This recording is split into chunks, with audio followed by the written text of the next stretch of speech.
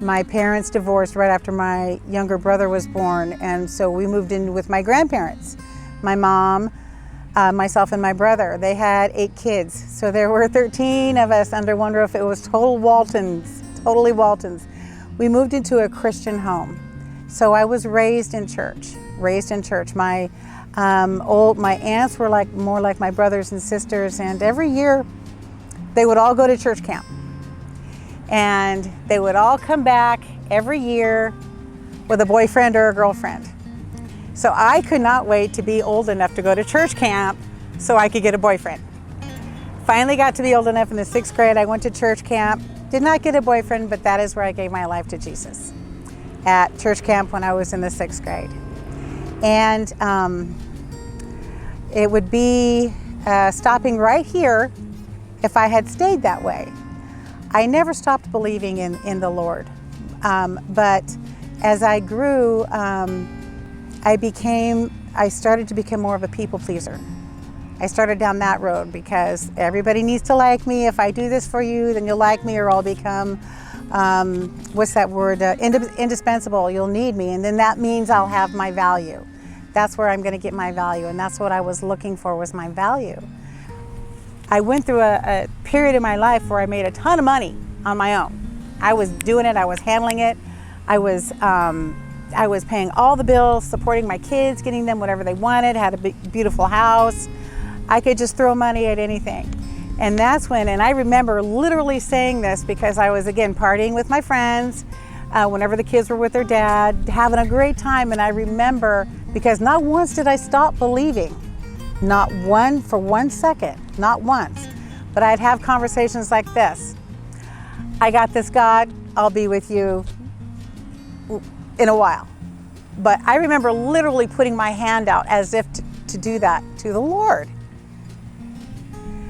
That's crazy, right? Oh, I got this, God. I'll let you know when I need you. So much insanity. And then, of course, take heed when you think you stand, lest you fall. And fall I did. I have less now than I've ever had, but I have more now than I've ever had because of Jesus, because He is faithful. And I have gone through, every time I have walked away from the Lord in my life, and not even, it hasn't even really had to be walking away from the Lord. Every time I've made a decision without consulting, or a decision that I knew was probably not God's will, something pretty tragic has happened, or something traumatic has happened. And God has used it every single time. Turned it around, brought me closer, and turned it around to help somebody else. And there's my favorite verse. It's in Isaiah. He gives us beauty for ashes.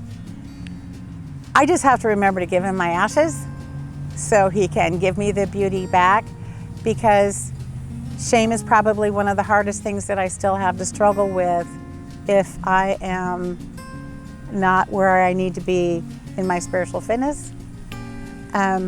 So today I'm very grateful that I have a beautiful relationship with my family, and I have a growing relationship with God.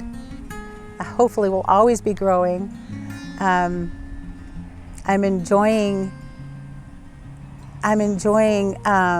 reading more and listening more and learning more, and I'm enjoying the challenge of making a plan with everything. At first it was getting on my nerves. Another plan, great, I'll make another plan. But it's part of what helps us grow. And I am going to start rambling now. Can I be done?